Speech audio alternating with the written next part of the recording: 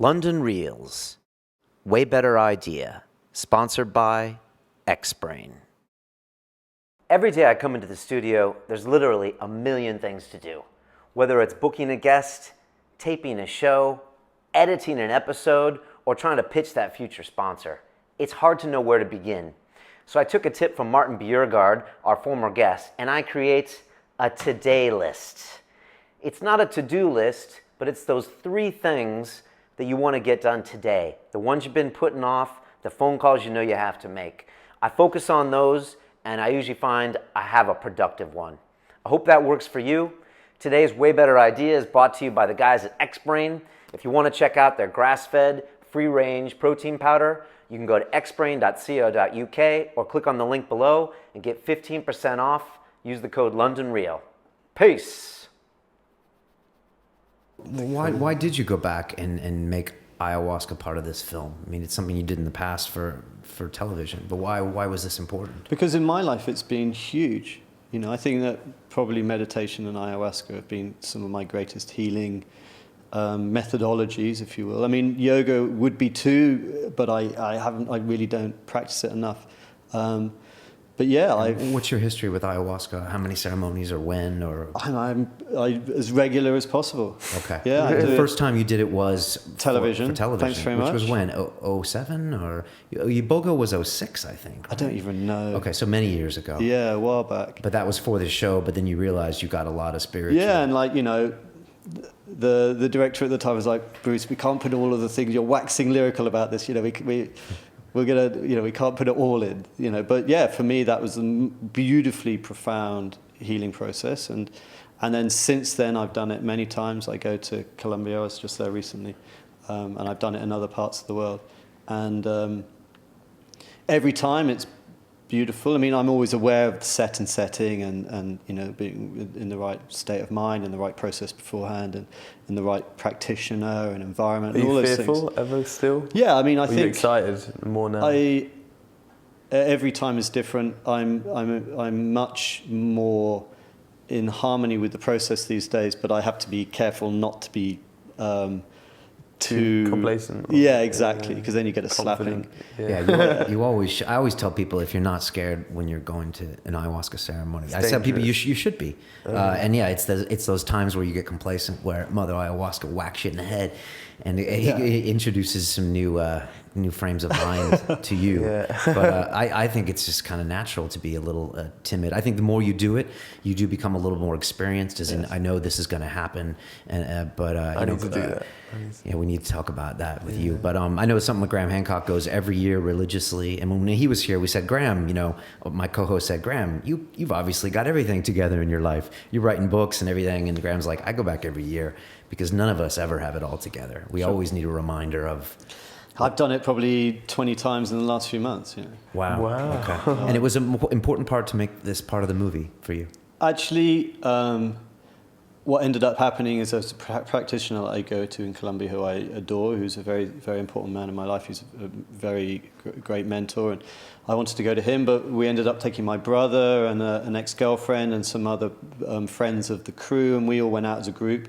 And so I have my own experience, and then it was also nice to have a family member and old friends also have their experiences, which was very new for them. They had no concept of what was coming, and in every instance it was great. My ex-girlfriend had this extraordinary, beautiful connection and with the divine, which was very important for her. My ex-brother had some answers. For me, I went back into the womb. In fact, I saw my mum this weekend. This was like a few months later. And I was like, when I was back in the womb in the ayahuasca experience, I realized that I had been kind of, I had this really big problem being strangled during birth, it felt, and like that had been this quite strong energy within me that had given me like this fear that had been a sort of influenced a lot of my behavior since, in quite a negative way. From that one moment, and you asked your From mum that about moment it, and of it was birth, true. That, yeah, and actually, and it'd been really, it was a really strong thing. Like that, I wasn't able to hold my breath. I would have a panic attack and stuff. I tried to do so free diving recently, and even just putting my head under the water for like 20 seconds, and I was like panicking, and everyone else was like a minute or two. And it's been a very strong thing within me. And I spoke to my mum just the other day, and she was like, "Oh yeah. Didn't I tell you? When you were born, you had the umbilicus was around your neck, and I had to stop contracting, and they had to come in and cut it because we were really worried about you." Wow. I was like, "Did you tell me that before?" She goes, "No, I don't think so." It's like, but that was my ayahuasca. It's truly strong. But the most amazing thing isn't just that story corroborates and it's so beautiful, but me releasing that very, very real energy. I mean, I was really concentrating and meditating in the pit of my stomach, and I could feel it. It was very hard to keep my attention there. It was like really painful, but I could just about, and then every time I managed to get my attention in that place, then it would shift, and finally it came out. And then ever since that moment, I've realized that those times that I've kind of been threatened, where normally I would be defensive in an argument if someone's talking about something that I believed in, then I would be like a little bit aggressive or a little bit overly energetic. It's gone. I can sit there now and hear people saying all sorts of stuff, whereas previously I would be jumping out of myself and find this little voice in the middle of the room go, yeah, and everyone ended up being quiet. And I go, oh God, that was me, wasn't it? And now that is gone. I'm like, wow, that was that. And that's been there that whole time. And that, I have to thank it. It's given me a great gift, and I'm grateful for that. But I had to let it go. It's like, I don't need that anymore. And I feel so much more at peace. It's wild listening to you. I had a similar experience. My second ayahuasca experience was really big. I actually was right on that sofa behind you about a year ago. And I went back to the 7-year-old Brian Rose, and my parents divorced when I was young. And I just built up all these barriers around me. And I went right back to that 7-year-old kid. And I was just like, Jesus Christ, you built up all these barriers your whole life so no one can hurt you again. And I just made a lot of peace with that stuff. Wow. And it's interesting. Do you think there's a finite number of those adventures where you can go deep? I mean, you can't go much further than the womb. Do you think there's a finite number of ayahuasca experiences where you dig down deep into I think that's a good question. There's a lot of programming. You've got to go through it all back. Yeah, and I don't know if it's chronological. I think that happened to be a big thing, and so that was one that came up, you know. But I think there is always another layer. Whether or not I don't feel that I have to keep going because it's part of my, life ritual. I go when I'm called. I definitely have felt that I had some stuff to deal with, but that will dissipate in time. And there's sometimes, I get offered it a fair bit. I'm in the right circles, and I'm often saying no, actually no, I don't feel like it right now. And it's important to only go when it's calling you, And I think that will slow down. Do you find a lot of your viewers turn off when you start talking about psychedelics? I watched an interview with you when you were up in Scotland or something, and you were saying it's you living in Ibiza, they're very distinct things, whether it's a proper setting for a psychedelic experience, whether it be ayahuasca or psilocybin, versus dropping ecstasy at a club. Although I hate to be I'm not the guy that tells you how to consume or be sovereign over your own body, as Graham would say. But do you find yourself explaining that to people?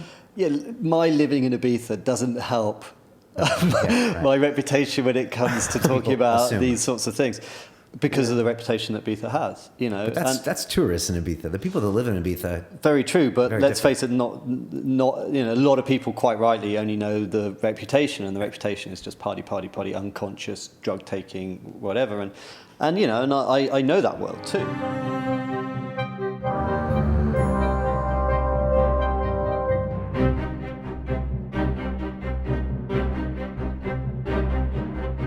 This week, London Real presents Adam Scorgi, the producer of The Union, the business of getting high.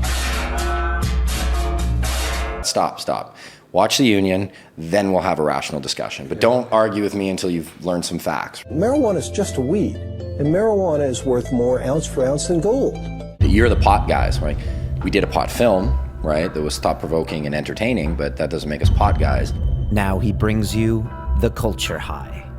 Things don't add up. They don't work. We can't just keep banging our head against a brick wall and expecting it to change. We have to start looking at alternative models. What those are, who knows? The Culture High is the documentary that will tear into the very fiber of the longest fought war of our time. This Sunday, London Real presents Adam Scorgi, The Culture High. The only thing that really seems to make sense is that none of this makes any sense.